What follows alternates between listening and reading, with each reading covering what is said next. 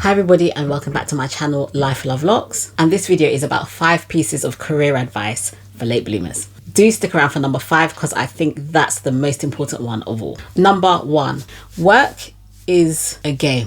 Work is a social game. And for me, especially when I was younger, I was a lot more introverted. So this didn't come naturally to me and I just didn't get it. I thought, well, it's called work, so you go there to work, right? Yes, true. But work is as much social as it is the actual work. I know for some people this may be very, very obvious, but for myself as a late bloomer, I did not understand this. Part of work is doing the actual work. The other part of work is knowing how to navigate the social sphere, and you need to be mentally and emotionally ready for that. If you go to work, do the work, and yet don't get along with your colleagues or don't appear to be warm to your colleagues, it's not going to do well for your career progression. It just is what it is. I completely understand the feeling like it's unfair, it's annoying, but you do have to put your best foot forward. Number 2, work colleagues are not your friends, but you need them. I've seen so many videos around and so much chatter around social media about saying that colleagues at work are not your friends. And I get it, and it's true, they are not your friends. They don't need to know your personal business. They don't need to be into the very depths of your life, your psyche, but you do need them. You need them to put in a good word for you. You need them because sometimes they know things at work that you don't know, and vice versa. You need them because for a lot of roles, it's about working in a team. At school, I hated teamwork. I absolutely hated it. But I've come to understand more as I've gotten older about how teamwork works, not just for the team, but for you as an individual. Number 3. Promotions don't just happen. They are planned and executed. This is something I didn't get when I was younger. I just thought you go to work and if you work hard enough, they'll notice that you're working hard and then reward you accordingly. No.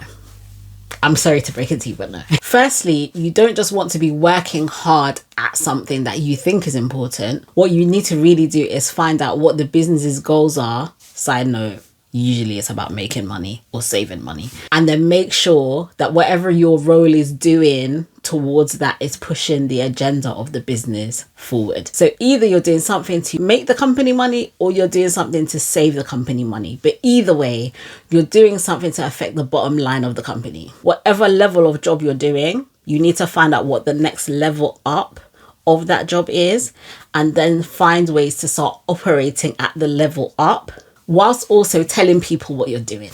Again, it's a social game. If you're silent about your achievements, your promotion won't go as well as it should. When you hit those goals, when you're doing stuff towards promotion of the business and the business aims, you make sure that you let your line manager know, you let anybody else in the company know what it is that you've done. And there's a way to do it where you're not being braggy and boastful, but you're just sharing. Let me know in the comments below if that's something that you want me to talk about some more, because there's a lot more to this point, but that's it in a nutshell. Number 4, if you find that a work environment is just not the right fit for you, move on as fast as you can.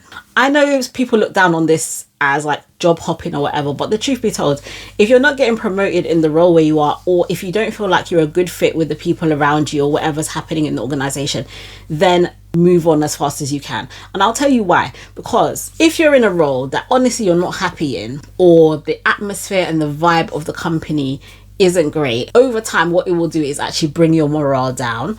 And when your morale goes down, the quality of your work goes down, and the way that you interact with people in your workplace also goes down. It spells bad news for your career. Also, generally speaking, whenever I've seen people's profiles or careers on LinkedIn and I look at the job roles that they've done, usually 2, 3, 4 years they've moved up a level. Another 2, 3 or 4 years they've moved up a level.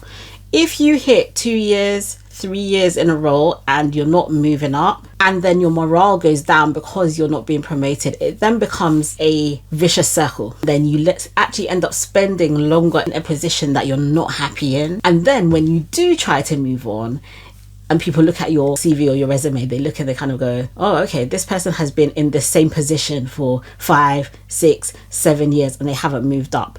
Why have they not moved up?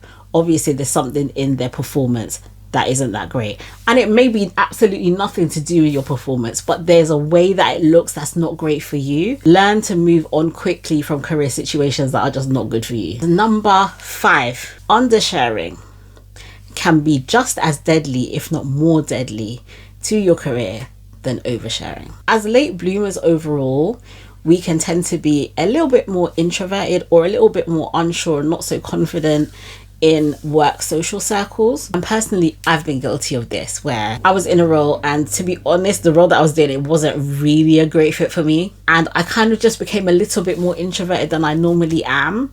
And I didn't realize how much it was coming across to others until I got feedback on my performance. And yeah, I was told that I wasn't sharing enough. My first response to that was, how much more do you want me to share? Like, whatever I tell you is what I tell you. And if you want my friend, I'd tell you more, but clearly you're not my friend. So that's not my problem.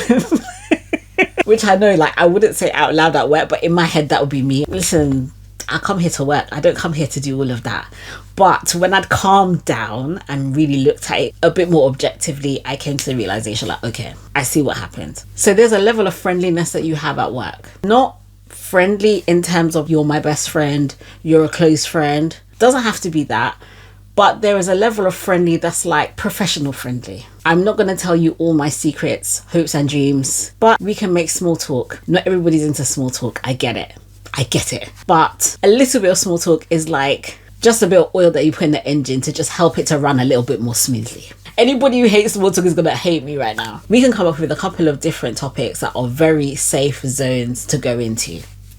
The weather, the seasons, any holidays or vacations that are coming up, Christmas, Easter, any national holidays. Generally speaking, when people ask you, oh, what did you do on the weekend? Even if you just say, do you know what, I had a really chilled one, but I decided to watch this particular new thing on Netflix. Really light-hearted, safe conversations that you can have with colleagues where they kind of get to know you a little bit more, but you don't necessarily have to really be sharing too much about your personal life or your family, especially if that's not really what you want to do. And I know it is very easy to think in that situation, these are just like random mundane things. But if it's something that's quite popular, or if it's something that quite a lot of people are talking about, it does help. Or if it's something that you're just generally interested in, you can open up and share just a little bit about it with your colleagues. Honestly, it makes a massive amount of difference. It helps your colleagues to feel like they're getting to know you, and also you can ask questions about those kind of same generic questions to your colleagues. It just generally helps your career move forward. It may not appear so on the surface, but it does. You do not, I repeat, you do not have to transform into a massive extrovert in the office. Everybody isn't an extrovert, and I'm very dead set against that, like trying to be a completely different person to who you really are. But it does help to just have those kind of small conversations where you open up just enough so that they can get to know you and you can get to know them. If you have any suggestions of career tips that you would like to share as someone who was/is a late bloomer, then by all means share them in the comment section below. Thank you so much for watching, and I'll catch you again soon on Life, Love and Locks. Take care.